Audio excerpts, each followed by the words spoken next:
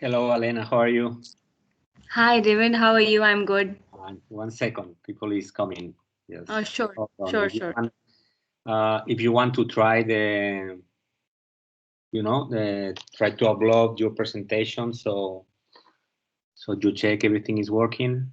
Yeah, I have checked already. Okay. I'm certainly new to the teams, so I am trying to check if it's how sharing works. Yeah, okay, got it.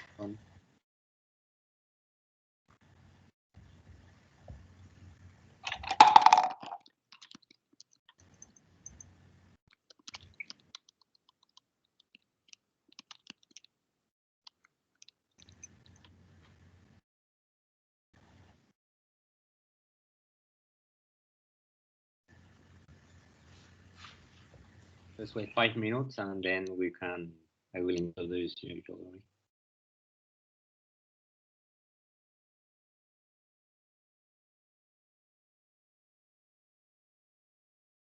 Sure.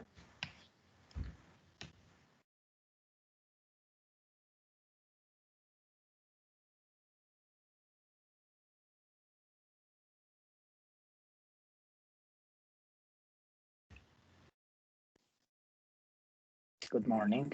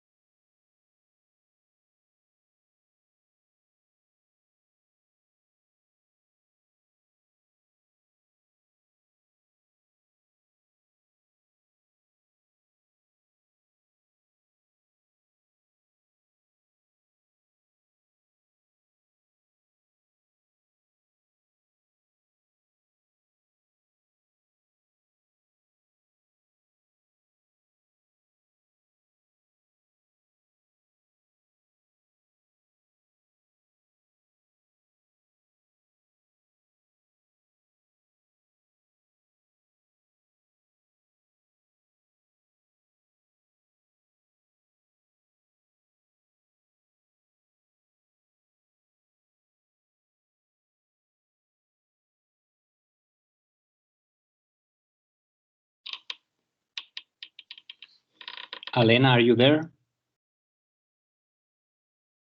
Yes, David, I'm here. So 1 minute and we're going to start then.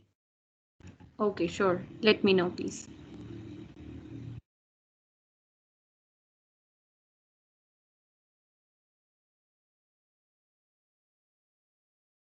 David, tienes el micrófono apagado. Gracias. Again, hello everybody. Welcome to the first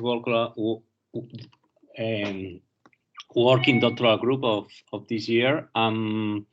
Today we have a double session about qualitative methods. Our first guest is Aleena Mir. She's a PhD student in Pakistan, and she's going to introduce you quite interesting research where she interviewed consumers. So, Aleena, it's all yours. Just 1 second. Before starting, remember, I'm going to write a link for your attendance to the session. So please don't forget to click the link and put your name in the attendance document. Thank you. Hello, everybody. This is Aleena, and I'm from Pakistan. I'm a PhD candidate. Let me share my presentation.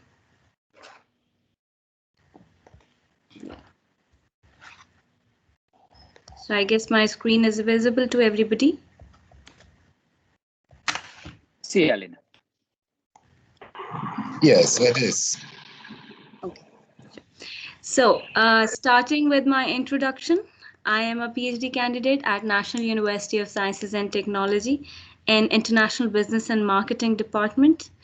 And starting with the introduction of myself, I did my Bachelor's of Business Administration in 2014, and then I did Master's of Business Administration in 2016. Meanwhile, I got married, I had a child, and then this journey was followed by a PhD, ending up in a PhD course at NUST, which is National University of Sciences and Technologies. My specific research areas include include feminism in advertising and how consumers respond to this this new strategy of advertising. So I would start with why I chose my topic, why feminism was in advertising fascinated me, and how I linked it to consumer behavior. Initially, like everybody or in their first year of PhD, we all are very confused and we are like worried. What are we going to do? What if we choose a topic and ultimately we start getting bored of it and it's like a pressure to us? But let me tell you one thing very clearly, that once you choose your topic, you need to be very vigilant and you need to be very cautious when you're choosing your topic, because once you choose it, it's your baby now. You have to deal with it. You have to deal with it anyways. So why I chose my topic was that when I was questioned about what I'm going to do in my proposal, and how during our coursework time, everybody used to be very enthusiastic that we are going to this and this, and we used to talk big and interesting ideas like a very new PhD student. Everybody of us do this thing, but I was always very confused that what I'm going to do, because there are many distractions when you choose a topic. One day you like one thing, other day you like another thing, and you think that this could have a better scope, and this could have a better this could have been done this way. But you have to decide once and for all. I started with this thing that in my discipline, in marketing, international business, what is the thing which fascinates me the most? So I was very quick to answer that, because I knew what I was fascinated to. I was fascinated to advertising. I was always fascinated to learn about consumer behaviors. I would also look to social perspectives of consumer behavior, like how advertising affects consumers. Then I started reading newspaper. I started talking to people. Then I started reading blogs. That what new strategies in advertising consumers are, they are exposed to. So I came to this understanding that this idea of feminism in advertising is something which is, which is very interesting, and which consumer are very happy with this. Some are happy and some are not. But the context where I live, feminism is something which is frowned upon, which is not something which is, people don't like to talk about feminism. If I would say that I am feminist, people would start looking down towards me.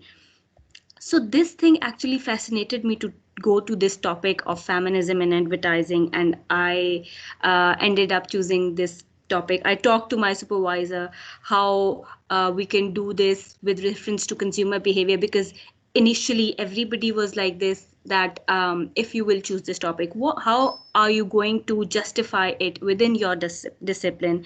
Because then I started working on it, that how marketing could be, how consumers could be affected by this strategy. Then gradually I came to ideas, and I worked on models: 1 rejection, 2 rejection, 3 rejection. But rejection is part of PhD. You need to be very calm.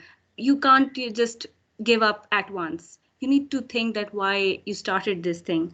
So next thing is that how as a PhD student you have to survive. Survival is very difficult. It's not easy. You need to understand this thing, that when you're starting PhD, it's not easy at all. And by hook or by crook you have to do it, but it's in your hands that you have to make your journey good. So being a PhD student, I've completed 3 years, and now I'm in my 4th year.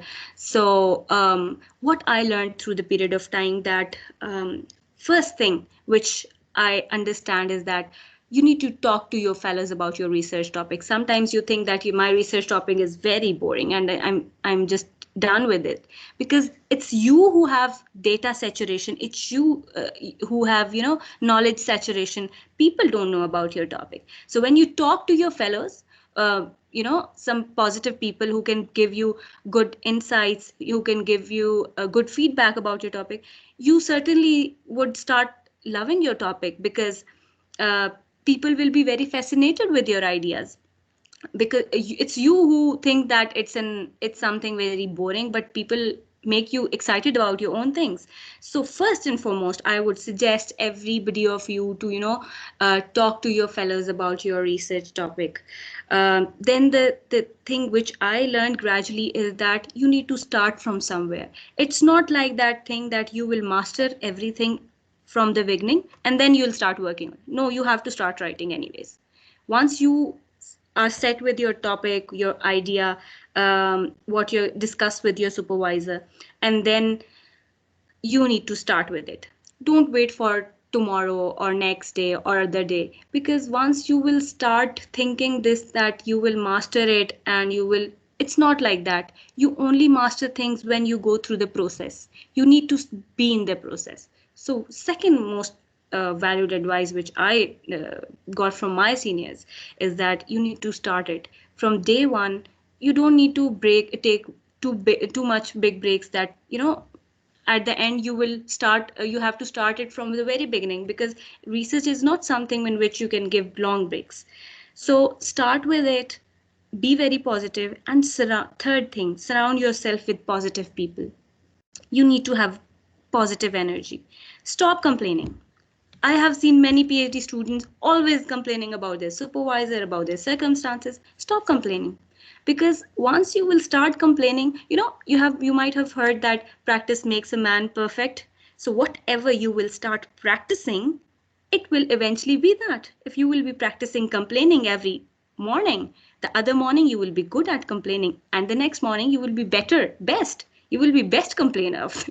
So you need to be very positive. Stop complaining.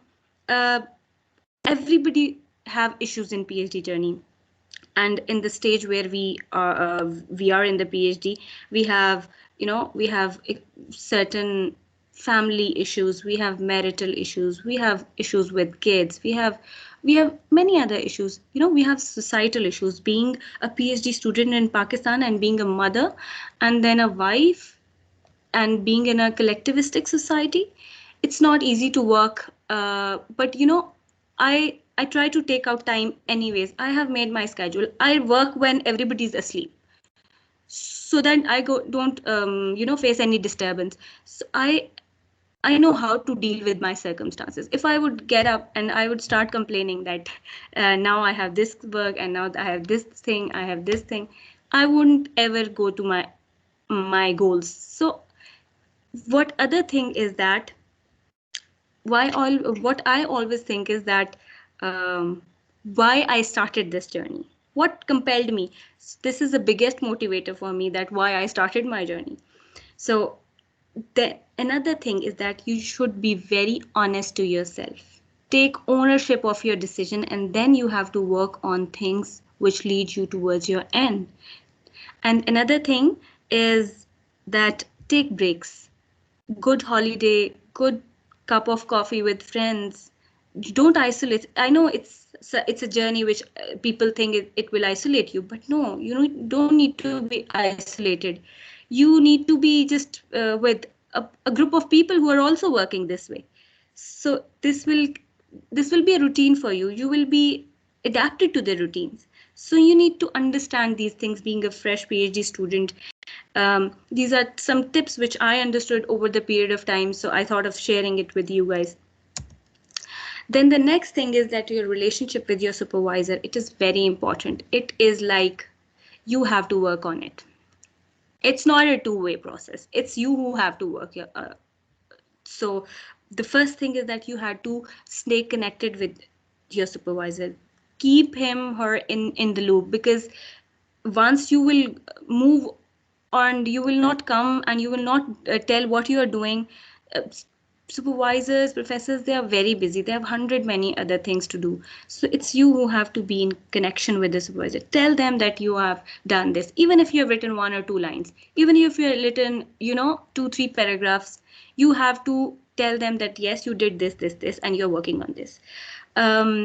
Update them about what you are doing, update them what your progress is, and then meet your supervisor. When you are meeting your supervisor, I've seen many people, they start talking about random things and then the topic, and then once you come out of the room, you will forget what you both discussed. So always when you're going to meet your supervisor, take notes, and the meeting should be followed by an email in which you can mention the minutes of your meeting and what you discussed, what you have to work on, and make sure you both agree on what you have discussed. And when the supervisor is criticizing you in the initial years of my PhD, first 2 years, I used to cry that I'm done. This is not going to happen, and how I'm going to survive in this journey. But gradually you learn that you need to be very proactive rather than reactive, because every criticism is to train you. Whatever process you are going through will lead you toward better days. So be very proactive, work very calmly. I know it is difficult for some people. We have panic attacks, we have 100 many other things which we have to deal with, but then again I would say that stay calm when you're working, because when you will be calm, you will be better, it will be better to work. So my experience of qualitative research, what I did and how I manage things, that when you start your research, you need to understand that what is the aim of your study. Either it is you have to measure things, or either you have to explore things. So when you have to explore things, perceptions, understandings, then qualitative research is done. And then you need to understand, you have to make short notes so that you can recall what you worked on. So then you need to understand that who you are going to collect data, what will be the unit of analysis of your data. For example, when I started with my project, we worked on consumers. So I worked on this thing that what kind of consumer will be most convenient for me, because in consumer behavior research, we normally choose when it is quantitative research, simple random convenient sampling is also preferred when it's we talk about consumers behavior, because it is one of the most used technique and it is accepted overall. But in qualitative research, you need to be very cautious that the people you choose for your data collection, they know what you're talking about. They understand what would be taken out of them, or what data would be collected from them.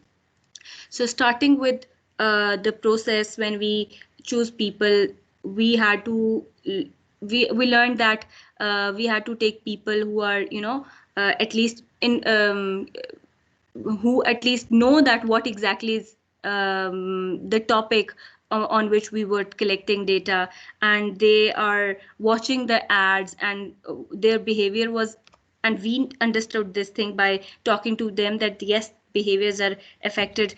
And then we started with collecting data, followed by then follow-ups were done. If we miss out one thing, we go back and then follow up with that person. So this is the significant part of research is this, that you have to collect data very consciously. Unit of analysis, you need to know your aim, that what you want to take out of your research and who is going to give you this knowledge. So then comes the data analysis process. Data analysis process it's a very rigorous process. So it is basically bringing order, structure, and interpretation to the mass of collected data. Whatever you collected through interviews, or whatever focus group, or whatever qualitative strategy you used in your research design, you bring order, structure, and interpret the data. It is the search for general statements about relationship, about categories of data. It is search amongst data to identify content.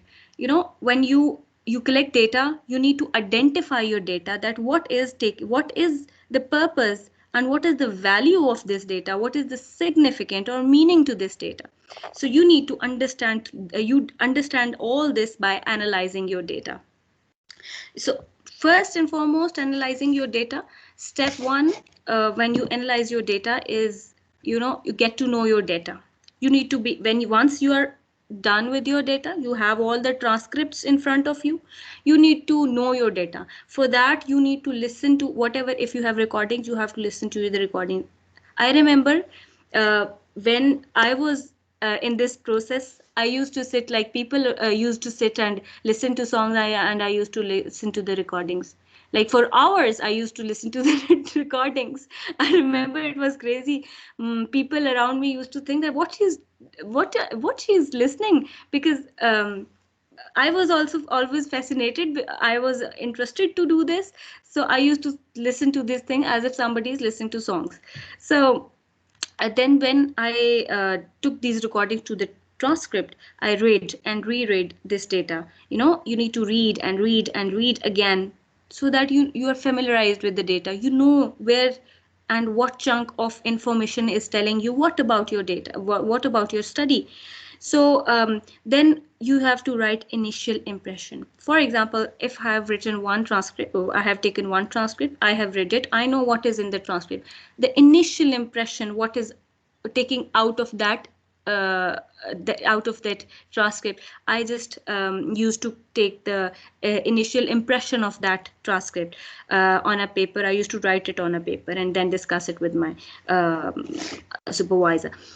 Then the data quality is also important. For sometimes I remember I did an interview in which I couldn't get what I was looking for, but so the quality was compromised there. I had to discard some interviews because they were not working that way. I couldn't get things out of that. So it was the very initial time period when I started interviewing, because in the very beginning, as a new researcher, you don't know certain things, you don't know how to work on things. So maybe it was my fault that I was not practicing enough. I was not trained enough to take out things from from people.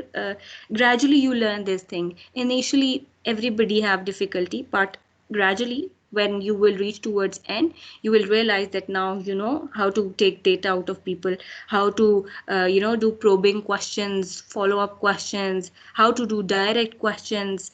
So these are few things that help you a lot. Then you need to focus on the analysis. You need to, when you are looking at the transcripts, you have the data in front of you, revise the purpose of the study, review the purpose of the study, that what was the purpose of study, is this the right data, what did you want, key question analysis should answer, and decide approaches to analyze. So these are all things that comes focusing the analysis. Then your categorizing information. Categorizing means you're coding, make connections, create categories.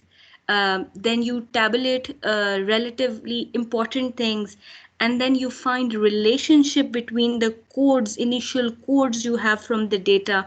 That if I have, for example, if I have a research from health department, people from health department, I could have certain codes from their data, like economic issue,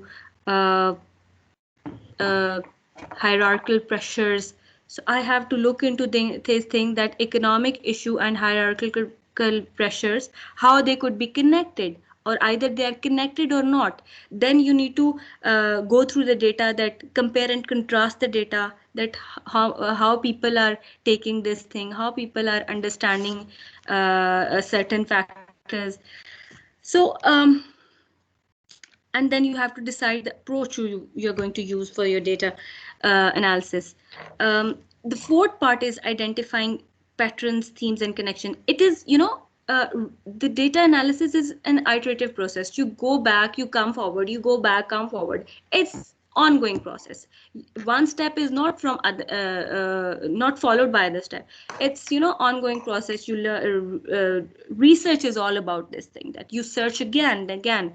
You have to understand things again and again, and then be so much familiar with the data that things are on your tips, and you can make connections.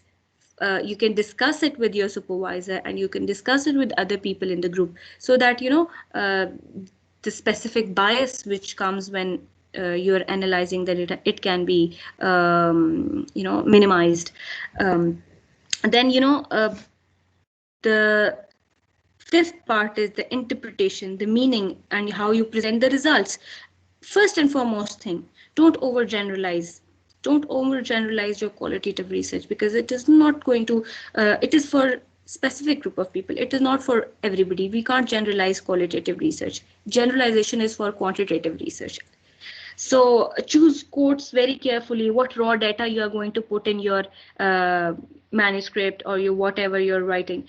The raw data is very important. You need to understand either the data is very clear, either the data is giving, you can't put narrative anywhere and without any context. You have to build up a story. It's like a storytelling thing, not when you are interpreting it, but not descriptive, telling description of what you have identified from the data, collected data. It is like comparing and contrasting the results. Then the foremost thing is that you have to maintain the anonymity when you are interpreting the results, because sometimes, for example, if I say the general manager of the said company, if I'm working on a case, and the general manager of, I am not taking the name, but general manager, everybody will identify that the general manager is this one person who said this thing. So you need to be very careful when you are putting data in the paper, because keeping anonymity is very important in research. Then you need to address the limitations, what limitations you have, and comparing and contrasting, again comparing and contrasting your results with from case to case. That varies from case to case. So I think that was all my journey when I did on the project, on ongoing project I am doing. I would be very happy to answer you if you have any questions.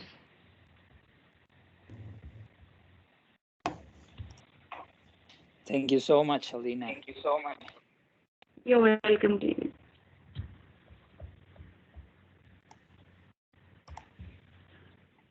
Well, I am Alexander Garcia. I am from Colombia.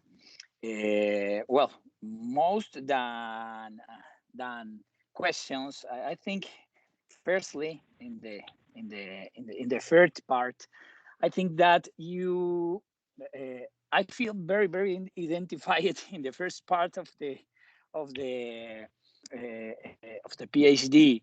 Yeah. Precisely in the part that how I start in the first essays, or what way I take for that reason. I feel very identified with your presentation. So thank you so much. You're welcome. And good luck for your PhD. Thank you. Hi, Aleena. Hello. Hello. Thank you very much. It was a very good presentation. My name is Nívia, and I'm from Brazil, but I live close to you. I live in Dubai, and I want to congratulate you. That's absolutely a great theme, and I can only imagine that's not something that it's very easy to research, especially in Pakistan, because your culture there is, yeah. So congratulations. I just want to quickly ask you three little things.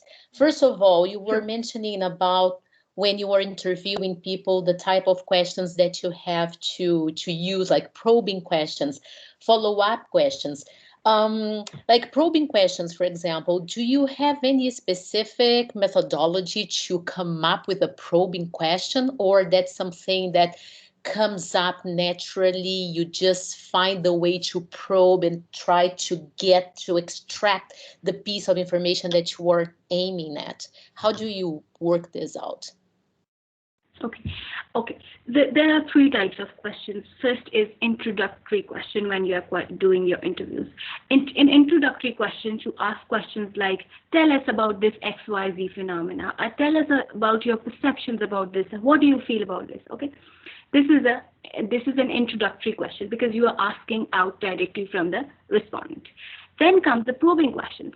So probing questions come when somebody has explained what they have done, what their perceptions are. Now you have to think that for example, if a person talk about XYZ thing, I would say that okay, Anna, you were talking. It's an hypothetical name. Anna, you're talking about XYZ. Can you tell me more about this thing? How you feel about this thing? So, you have to build up the conversation about that specific thing about which you are interested. So the probing questions comes in between. Normally, probing questions come in between when you are between the middle of your interview or your conversation. So this might help the respondent as well, because at that time you can only probe when you have built up the rapport as well. You have the connection. You're talking from last 1 hour or 1.5 hours, and now you can answer. You're clear about what the intentions of the researcher, and people are normally okay with probing questions. Sometimes they also say that it's their will if they do not want to answer the questions. So being a researcher, it will be after practicing, you will realize that how you have to take data, how you have to take the respondent towards that thing which is important for your research without hurting their sentiments. So I hope I answered your question.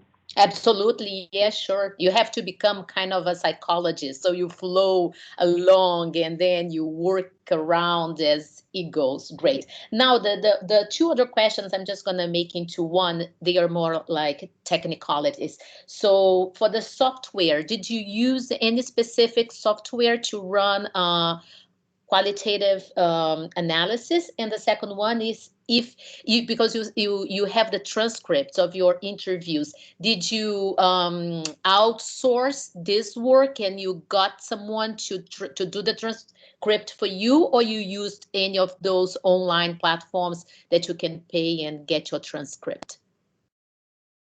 Okay, I did all my work by myself because it was my project, so I had to do it. So the other thing for the analysis part, it was initially decided with me and my co-authors that we will use in vivo, but because of certain specific terminologies in my in the language of the respondents, things were mixing up. So we started doing it manually, coding each and every transcript, then putting relevant codes together under the preliminary themes we had. While doing your research, you have some pre-codes and then you have some emergent codes which emerge out of your data. So I did all this manually by taking short notes, by highlighting things that yes, this code could be under this theme, and I did all this manually. Wow. And then Great. I discussed it with my supervisor, who helped me with all these things. Fantastic. Thank you very much, Aleena, and congratulations. All the best. Success.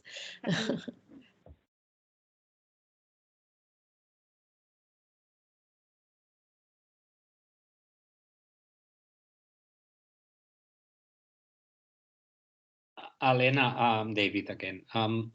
Could you show them the model that you are building and your process to build this model? Which model, David? From the article, the figure of the article that you are writing. Okay, I have to look into it. Okay, take your time.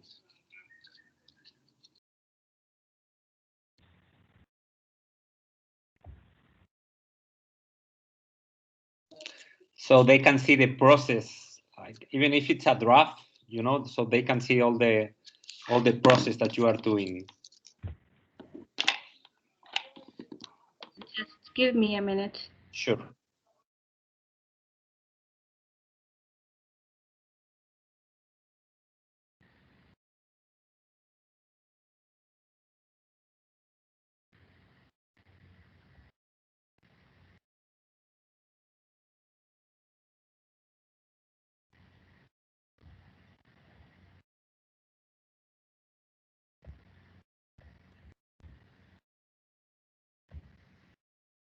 David, you want me to share the exact model of my manuscript?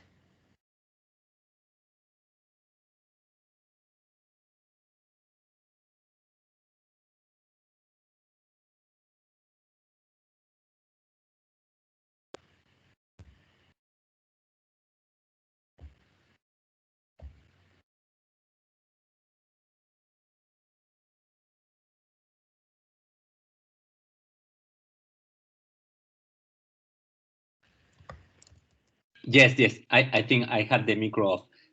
I say yes, you can share if you can, like, the article, so and then you can share the parts of your article and describe a little the process until you reach the final model that we've been discussing so far. Okay.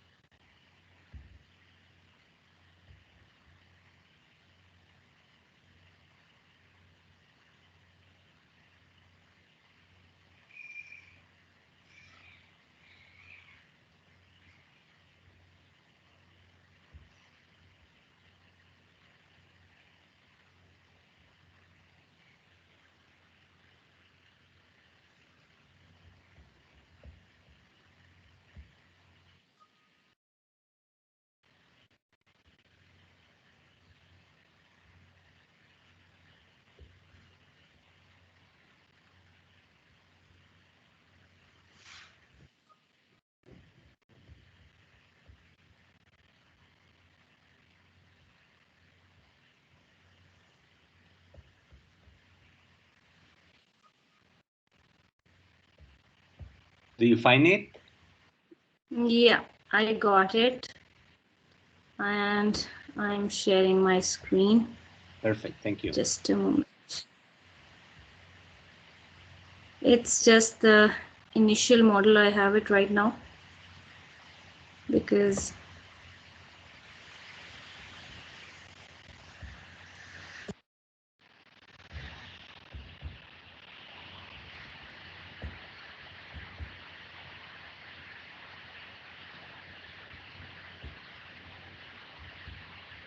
Hola, no sé si alguno de vosotros tiene el micro abierto. ¿Podría revisarlo? Es que se oye un ruido de fondo. Gracias.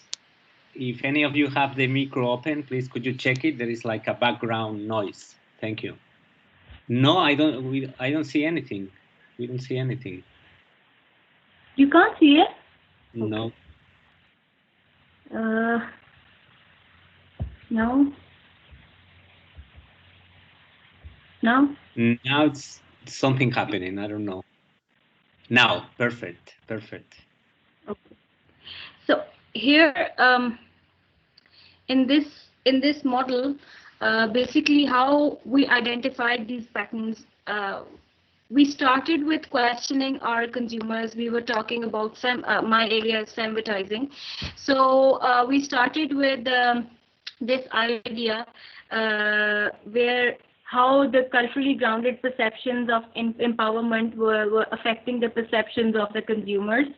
And if a person is watching a femvertised ad, femvertised ads are generally the ads in which women empowerment is shown or pro-female women imageries are shown.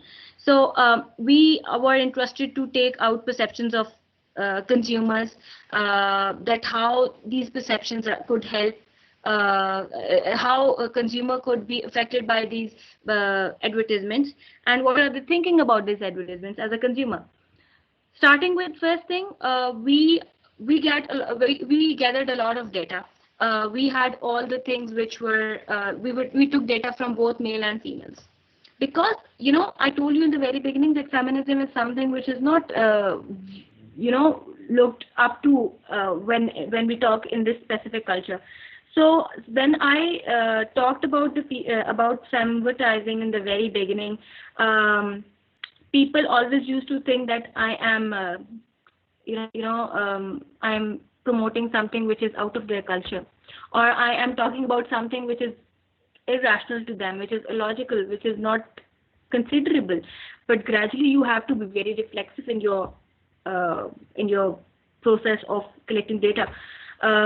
When I talked to them, I realized we understood that there are some stigmas associated to women, which were making it difficult for the consumer to digest femvertising. People were liking femvertising, but then again, they couldn't end up with this that yes, advertisers should go with femvertising. They had some stigmas attached to women that she should be culturally very appropriate, and if an ad is showing femvertising which is not showing cultural, which is showing things that are not relevant to our culture and which are not acceptable according to our culture, this should not be practiced. If I see femvertising globally, it is another concept, because another kind of freedom is expected from women when they talk about feminism. However, we have our own kind of feminism. It's a subjective term. Everybody sees femvertising from their own worldview. So there were, if a woman comes in ad and she's not fulfilling the criteria of culture and values, then this kind of advertising will not be accepted. I remember I also mentioned this in the manuscript, that there was an ad of Ariel detergent in which advertising was shown, and there were girls, some sports girls. They were from a cricket background, and they were putting a bat on the banners, which were showing that women should be in the homes, don't make them study too much, and she was putting bat on those banners, and outrage was seen over the all over the country, and it started trending on Twitter that Ariel should be banned because they are promoting the values which are which are not suitable for our culture, and they are promoting something very very abnormal to our culture. So Ariel took that ad on the very first day, and their sales were also affected. So this kind of advertising, this was not affected. So again, we came up with, when we looked into the data, we understood that there are some stigmas associated to the empowered women, that she is rebellious, she's not culturally appropriate, and she's not understanding what is expected of her. So this stigma built up some kind of restriction towards femvertised ads, towards liking the femvertised ads. Then we understood from the data that tolerance toward public appearance of women. We got to know that people have tolerance towards empowered women only when she is confined to the cultural values. And then they think that certain femvertised ads, they're not relatable to them, so they don't like that femvertised ads, in which there was an ad in which one of my respondents, she answered that see, I have seen ads that they are showing women in very masculine roles. We women can't do everything, we need men sometimes for changing tires and all that, whatever is shown in that ad. So she did not like femvertised ads. She was more looking towards the ad that were of traditional type, in which women were shown in comparatively soft roles. So these were some factors which we took out from our data, these three factors, and then we realized that these factors are also these factors were also affecting the feminist consciousness, that how conscious a person is. If a person is feminist conscious, he will not stigmatize a women, empowered women. He will not see that empowered women is not good for culture, because he is feminist conscious. And when a person is feminist conscious, we realize that their attitude toward the ad was positive. So, how we connected things, that first we took out some chunks, that what are the factors which are, affecting the perceptions of people. Then we realized that yes, there is some kind of mediating variable like feminist consciousness and or awareness of person towards feminism, and then how this feminist consciousness affects the attitude towards the advertisement. So all this is connected. Feminist consciousness, culturally grounded perceptions towards feminist consciousness, and it's a dual process. And if a person is feminist conscious, he will not have these perceptions, these culturally grounded perceptions of empowerment. And then feminist consciousness goes towards attitude towards, and then we realize we got from the data that either people are purchasing things, if they have a positive ad, they are purchasing things from brands which show femvertised ads, because previous research show that if people like these ads, they will purchase from them. But in our country, this was not the case, because of the fact that purchasing intentions, because of obviously economic issues as well, people buy mostly because of utilitarian purposes. There are people, obviously hedonic needs are also there, but we realized that purchasing intention was not affected. It may or may not affect. So we put this arrow in dotted line to make them to make the viewer understand that this may or may not affect. Person could be so much feminist conscious or so much towards liking the ad that he can eventually buy the product, or it's the other way around, that he would not buy the product.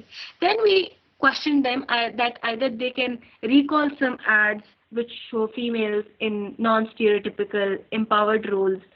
So people were able to recall it. If the attitude was positive, we understood that yes, they were able to recall it. So understanding of ad and that how they understand the ad, either they understood it positively or negatively. So if a person will understand, have a positive understanding of ad, he will have a positive attitude towards feminist conscious. If I'm understanding the femvertise ads and I'm positively understanding the femvertise ad, so I will have feminist consciousness because I'm feminist conscious. So I would like this ad. See how these links work and how we tabulate things. So this is all which I could explain from my table because it's still in the working process.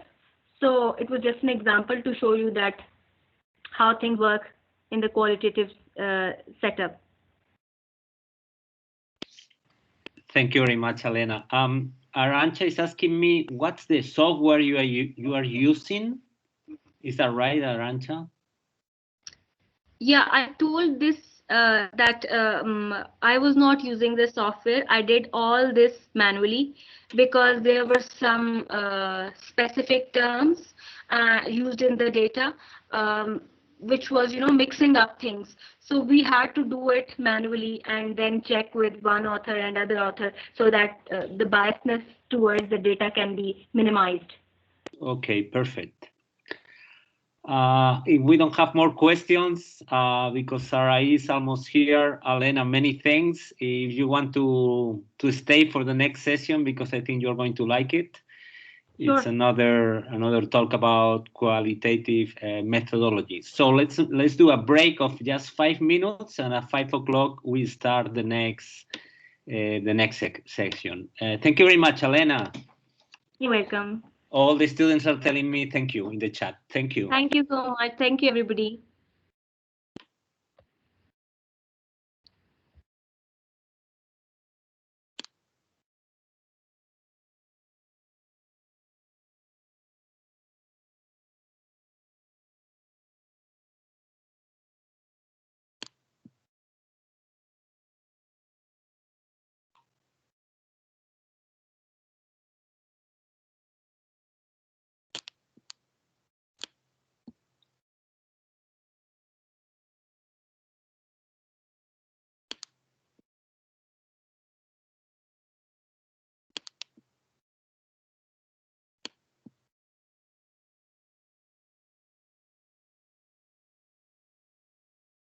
Hola.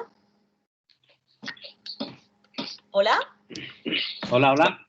¿Se escucha bien? Tienes un ruido de fondo, como un eco. ¿Me oyen? ¿Me oyen? Sí, ahora sí, Saraí. Okay, perfecto. Tú me avisas, David. Sí, en 5 minutos, que hacemos una pausa pequeña. Hasta las 5 iniciamos. Perfecto.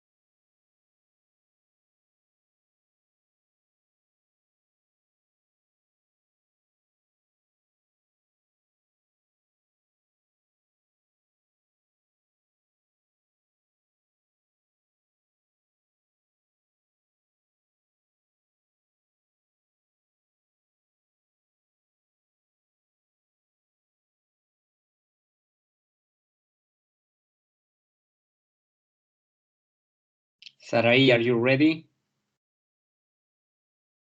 Yes.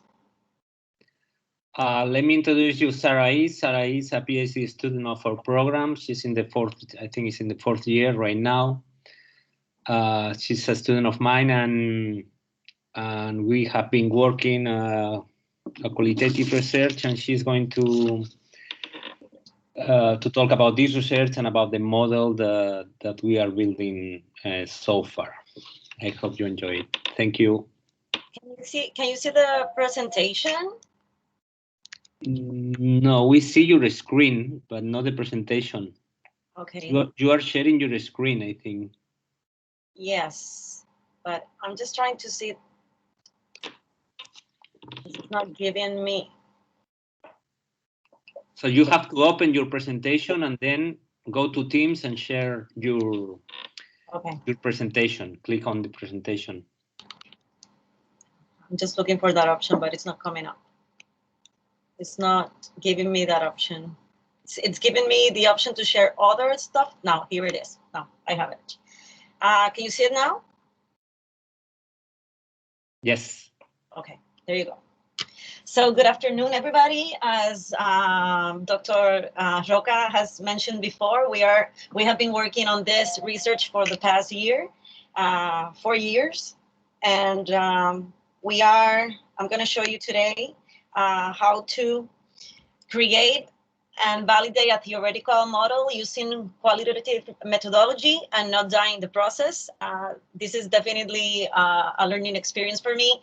This is something I had ever done in my life in the past. So I just want to tell you that it's possible. It seems complex at first, but once you get the hang of it, it becomes way easier in the process. It's just a matter of learning and getting the needed resources required to do so. So first of all, I would like to start the presentation with an analogy. And that analogy is that last year, at the University of Puerto Rico, the physics department won 2 awards from NASA. And the reason that these students got the award was because the judges at NASA said that their model, the model that they created, every little decision on that model, which is the card that we're gonna see on the right, every single decision was based on science, was based on fact, was based on resource. This is a project to explore Mars. And for example, they needed to check what was said about the conditions, the weather, the surfaces on Mars. So every single decision for the construction of that vehicle had to be justified. And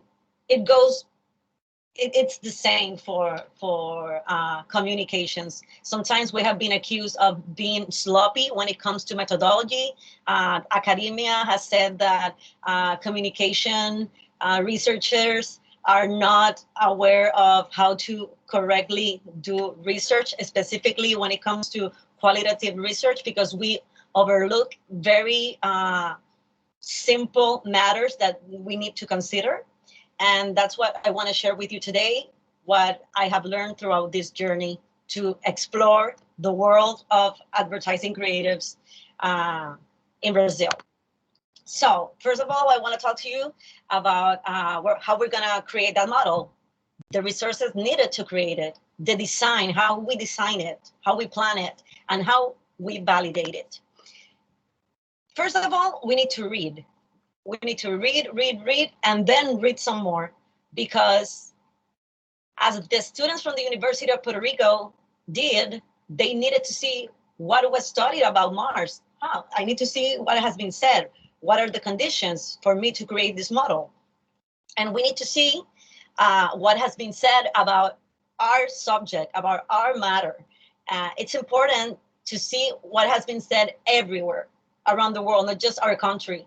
And you need to read and read until you reach theoretical saturation and you think that there's nothing more to read out there. So if you don't like reading, a PhD is not for you. Let me tell you that from the get-go. And as this person has said, not reading is dangerous because you have to content yourself with life itself. You're missing really important facts that are going to change your life and your research.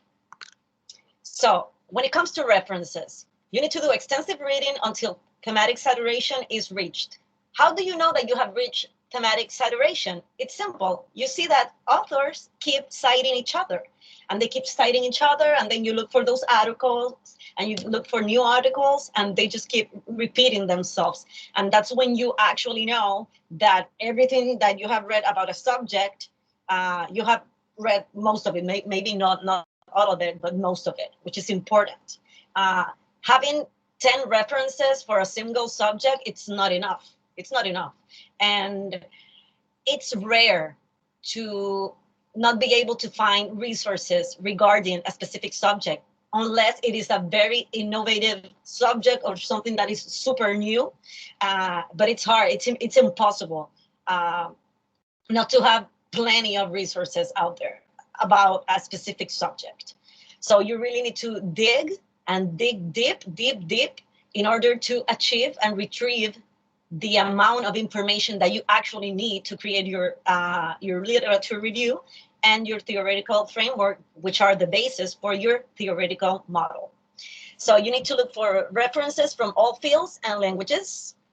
For example, my thesis, my theory is from economics. It has nothing to do with communication. It's related to communications, but it comes from the fields of economic.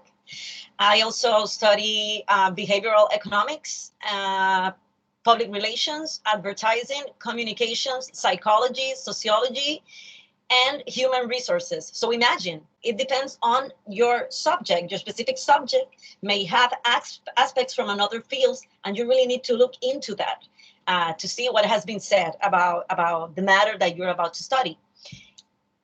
Important. Some people say, no, I just know, I just read in English or I just read in Spanish. Then that's a red flag, because you need to be able to see what has been said about this specific matter, no matter in the world. So, for example, it happened to me that there was an article that I needed and it was written in German. So I had to go to Google Translate and translate it, and then ask my friends to please, I have 2 friends who speak German, to please correct the text. But if it wasn't for that article, I wouldn't have opened doors to other authors that actually gave me so much for my research. So we cannot be lazy. We really need to do the work, and we really need to look for references as much as possible. No obstacles should stop us from getting the information that we need. Important. Refrain from focusing your literature review on a specific geography. If you're talking about your country, forget about your country. It's what has been said about that specific subject in the world. Then in your research, you go to the specifics of that phenomena or that matter. But you need to see what has been said and done regarding this subject worldwide. Important. You need to create a table of content to organize your ideas. This is really important. It's not just for your model. It's for your thesis in general. Obviously, you're going to create a draft, and eventually it will grow according to the resources that you get. You're going to get subcategories, and it's going to grow until it becomes a nice table of content. It's really important to organize that information, because you're going to establish relations and correlations, and you don't want to get lost in the way. Phase 2, writing and connecting ideas. This is really important. I invite you guys to get a chalkboard or some sort of writing resource that you may have available in your house, because you're going to start writing notes when you read. It's really important. It could be digital, it could be physical, you will have it at home, but it's really nice that you start thinking when you're showering, when you're cooking, when you're doing things. Ideas will come to your head, and it's nice to have them at hand so you can make changes and establish those correlations throughout the day. So it's really important that you group concepts. Plenty of researchers have studied certain subjects. So instead of repeating, this person said this and person B said that, no, you just said the concept and you add the names of the authors that have studied that concept or that have jumped to the same conclusion. And you do that by creating tables and figures that are gonna help you summarize information for quick access. Important, you have to see beyond words. To establish those relations and correlations, you need to start creating models. You need to start creating figures. And you need to think of the thesis as a whole. This is really important. It took me a long time to understand this. And let me tell you, this is one of the hardest things that I encountered during this process. So you need to imagine the subject as a big figure that summarizes the entirety of the research. It's like a big model. Here I'm sharing with you certain summaries that I created. In the left, we see awards as signals. That is the literature review of what I found from behavioral economics, different authors, and how they see awards as signals. In this case, I'm studying signaling theory, and awards as a medium of sending information regarding an individual. So that's what I did. I found out that this was the most simple way of doing so. And here you go. My literature review regarding awards as signals is right there in a simple figure. So whenever I have to check what has been said about awards as signals, I don't have to look for a paragraph. I already have it in a figure, and it's easy for me to retrieve that information whenever I need it, especially when I was conducting my my discussion, the discussion part of the thesis. So it's actually a way of simplifying your life. Let me tell you, I really encourage you guys to do this. Important, to the right, you can summarize the information. Sometimes it's better to do it in a figure. Sometimes it's better to do it in a table. It depends on the information and the amount of authors that you have at hand. For example, on table 2, we see here the importance of awards for creatives in advertising. So what was the benefit? This is what I did. I grouped information and all the authors that have said that.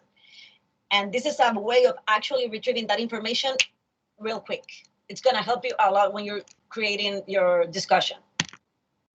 Phase 3, you need to create the model. I'm sharing with you here the model that actually opened my eyes. I was reading an article regarding creativity in ads. And when I saw this model, and I was like, oh, this is what my thesis director wanted me to do. And I started studying this design. And I said, well, I think mine is going to be more complex because I have more variables. But now I know where he's going. And this model is so great that it actually has hypotheses embedded into the model. So I think it's an amazing, it's a piece of art to me. So what you need to do is you need to identify and manage those concepts that you want to study. And you need to include those authors to verify the origin of each concept. In this case, this model is for the research part, so that's why they didn't include it. It's not theoretical per se. It's the model that they actually use to validate. So that's why the authors are not there. I'm going to show you mine. That one does have it. The design, then you need to design the theoretical model and determine the format that best explains the content. It took me, I'm not kidding, guys, it took me like a month going back and forward with my thesis director to find out. First I did like a butterfly, then it was a vertical illustration, then we kept changing the format because we had too many variables. So in that case, the chalkboard to draw is going to be really important for you to organize your ideas. And it's really important, guys, to also review and compare several times all the concepts that you have in your model against the literature review and the theoretical framework at least twice. You need to do that at least twice to make sure that you have the right authors and the right concepts and that you're not missing any information that could be valuable to the creation of your model. This is what this is the result of my theoretical framework after we did that literature review. And it's divided into the negative aspects of winning awards and the positive aspects of winning awards. These correlations that you can see with the arrows, those correlations, I created them based on literature.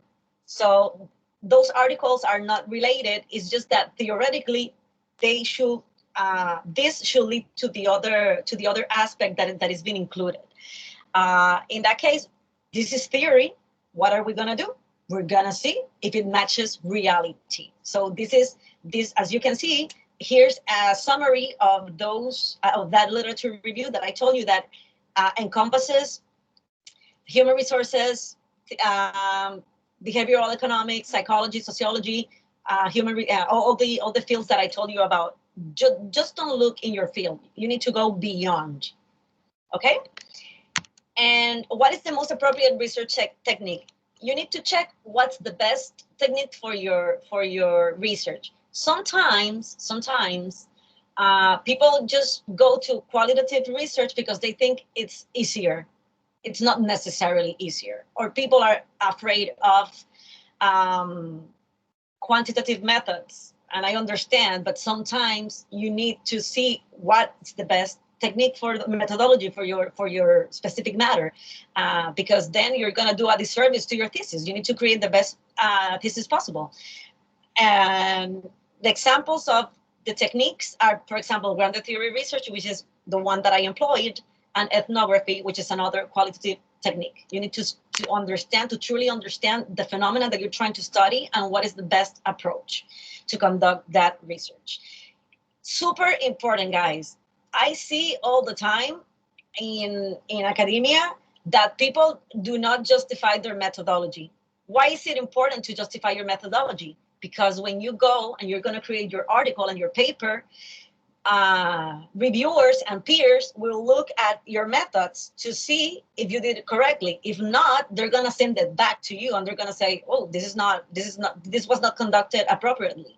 So you need to justify that methodology. Why did you choose qualitative research and not quantitative research? Well, in this case, in my thesis, we're trying to explore a phenomenon that has not been studied before, because awards and the impact that they have on advertising agencies have been studied extensively, but it has never been the case of studying awards and their impact on the individuals who actually create the advertising campaigns. So since it's exploratory, qualitative research is the way to go.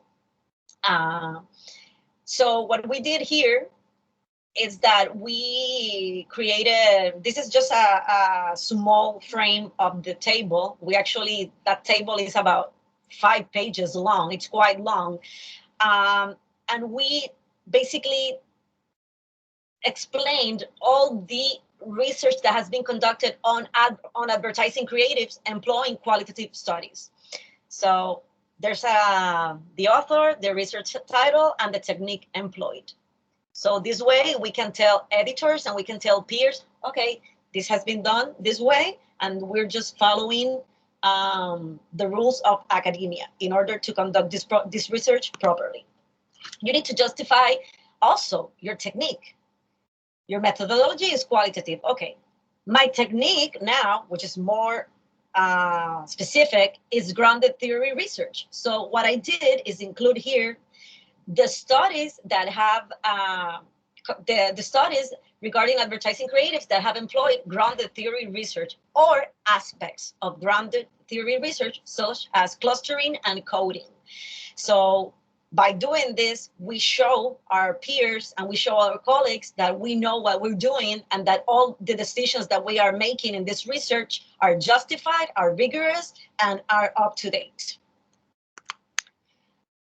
And it was a really happy coincidence.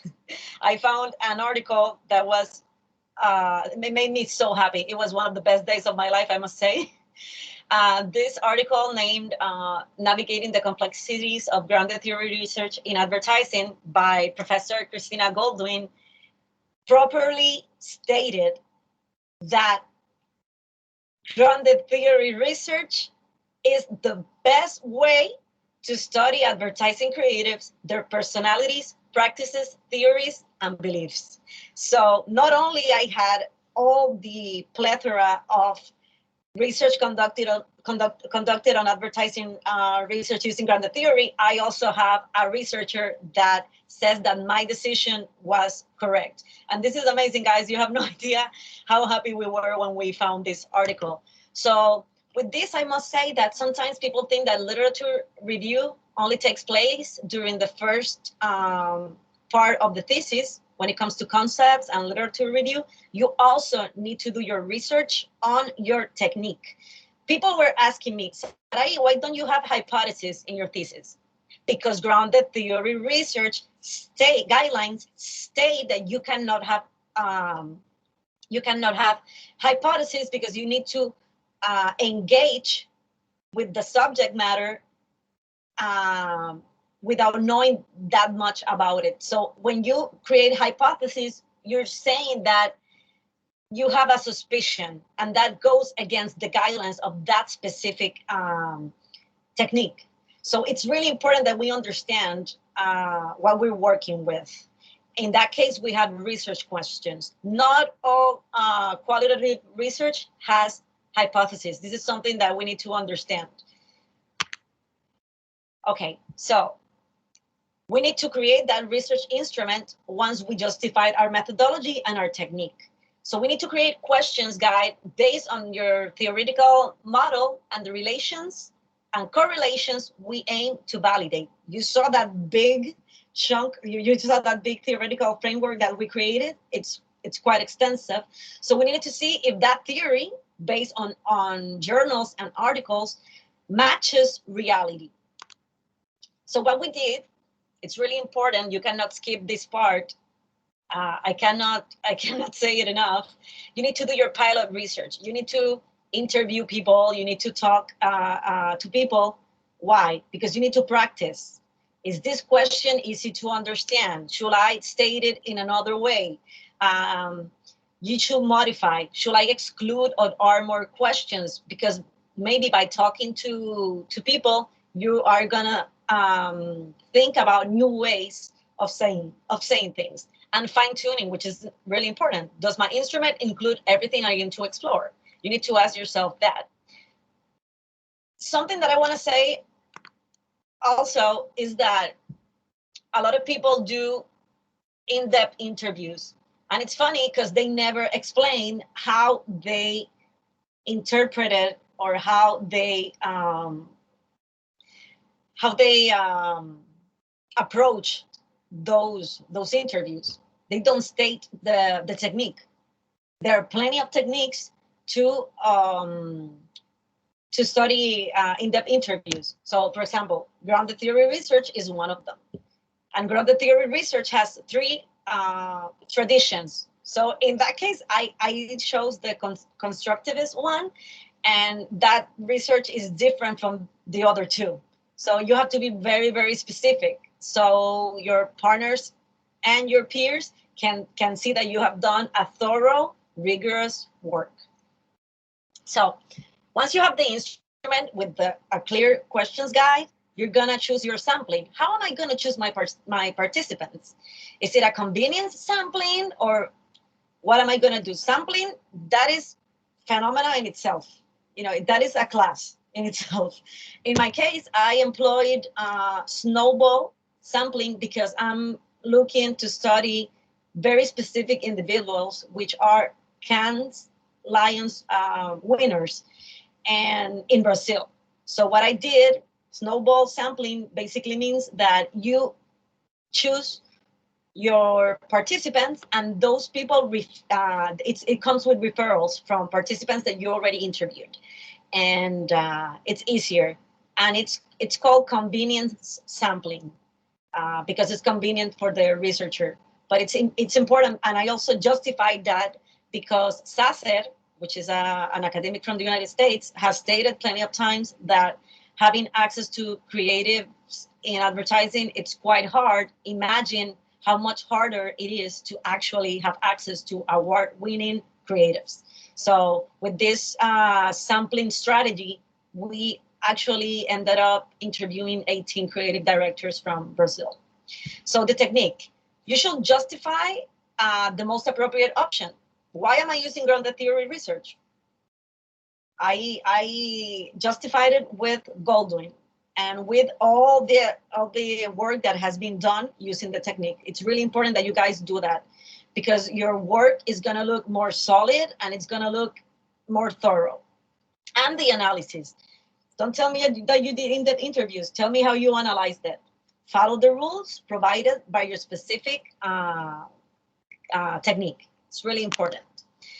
Okay, in this case, this was my my instrument. I asked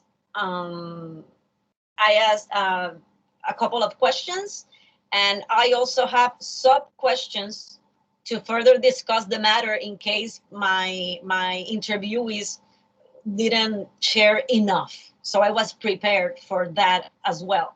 And obviously the research, it actually it changed. It changed. The instrument changed after the pilot. So after we conducted the research,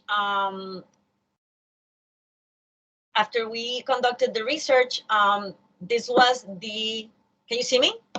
Can you see me? Sí. Sí, okay. After we did all the, can you see the presentation? Yes. Sí, perfecto. Se ve bien. Okay. Okay, so after we did the research, we conducted the research. Do you remember that theoretical framework that we had at the beginning? This is what we ended up with. We actually created 6 clusters. Those are the big categories. And we organized the information based on reality on the Brazilian market. And this is that theoretical framework that was created at the beginning ended up looking like this. Obviously, to the left, we have the positive impact of winning awards for creatives in Brazil. And to the right, we have the negative outcomes. And as you can see, we also added frequencies. Frequencies, this is important. This is a new concept for some people, because I know it's not quantitative research, but it's nice to explain the intensity of an answer. So everything that is in red means that the intensity of that answer is quite high. It's above 70% of respondents. It's nice to establish that as well. So this is how we validated our model. We obviously changed it a little bit, and this is the recommendation that we ended up with by going through that thorough process. And that's all, folks. Do you have any questions?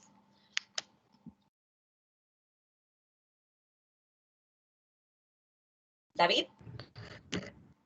Saraí, ¿cómo estás? Bien, ¿quién me habla? Who is it? Santiago, no sé si puedo tomar la palabra, David, para hacer una pregunta.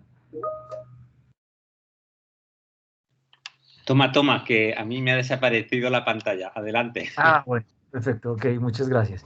Bueno, Saraí, como siempre, muy interesante tu presentación, te felicito, es muy clara en muchísimos sentidos, la verdad que me nutre muchísimo también mi propio proceso de investigación, ver cómo has sabido simplificar lo complejo a través de la creación del modelo teórico. Creo que condensas muy bien los hallazgos que fuiste evidenciando durante este apartado. Te tenía 2 preguntas muy sencillas, Saraí.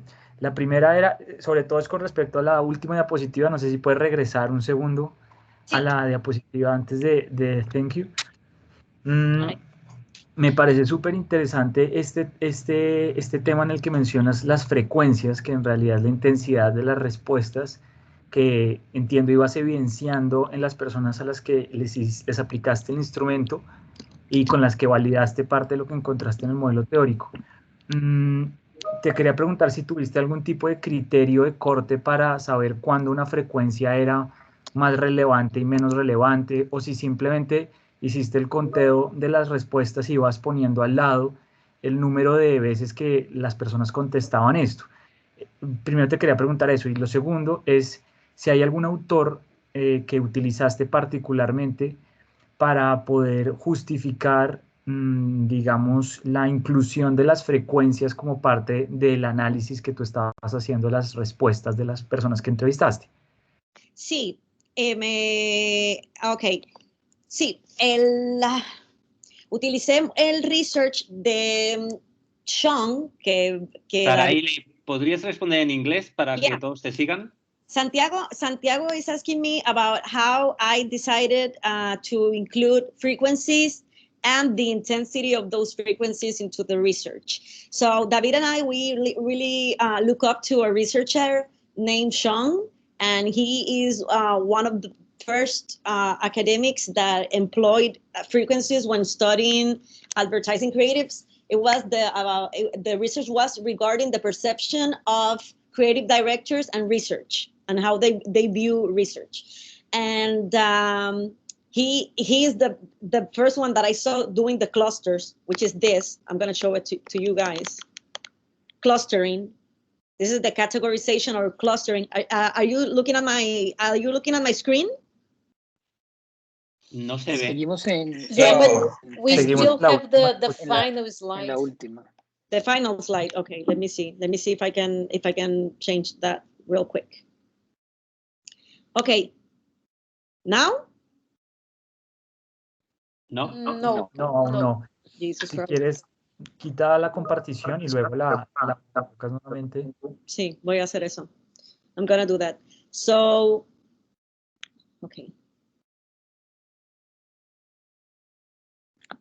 Okay, let's see.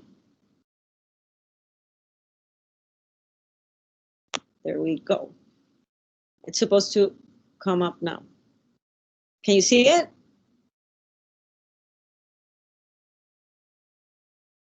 Can you guys see it? Yes, yeah. Sí. Perfect. Yeah. Looking at the clustering? Yes, we can. Yeah. Okay. So this is what he did. Basically, this is our sample was 18. So what we did was we created different groups of concepts and all the sub concepts that come within that category. And then we established this table citing how many times this answer was mentioned. And it's a matter of statistics, Santiago. Santiago was asking me how I establish what it's more intense. David, it was David that told me that it would be better to do 70% and above, if I'm not mistaken. But I do have the author. I can look that for you. It's on my thesis, and yeah, that was justified as well. So thank you for that question, Santiago. Did I answer your question, or do you need more details? No, súper bien, gracias, Saraí. Lo único es que sí, me vas a quedar debiendo el nombre exacto del autor porque me gustaría referenciarlo también, pero perfecto, clarísimo también, muchas gracias. De nada. We use the 70% because it's a statistical criteria, and because we probably will test this model through stats in the near future. It's a way to let us know what variables will be or are supposed to be more important in the next model. Exactly. That's why it's important, because if it has that intensity level, it means, and something very important that I forgot to mention, people. Some people, when they look for the sample for their research, sometimes they say, okay, I interviewed 10 people. Okay, and how? Okay, why 10 people? That's too random. Why 10 people? You need to justify your sampling.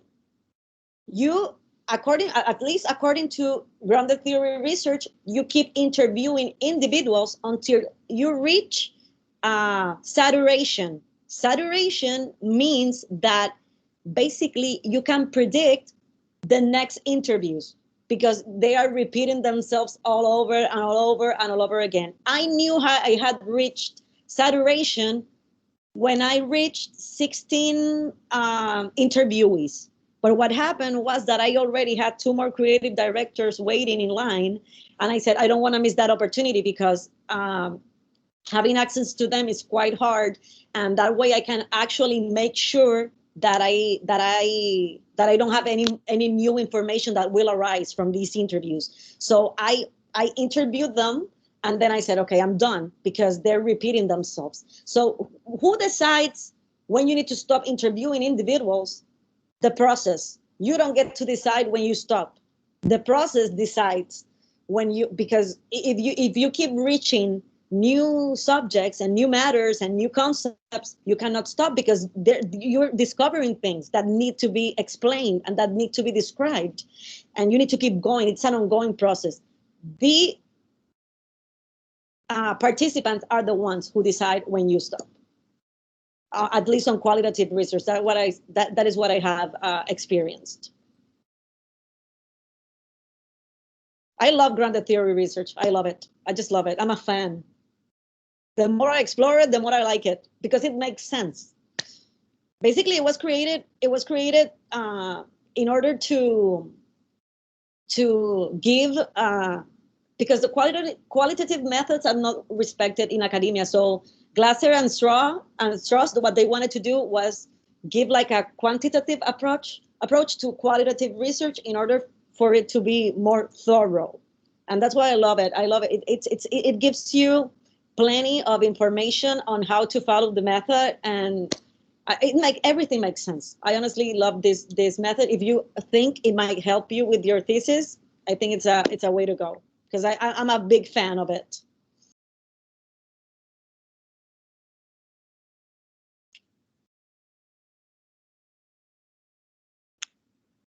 Anyone else? More questions?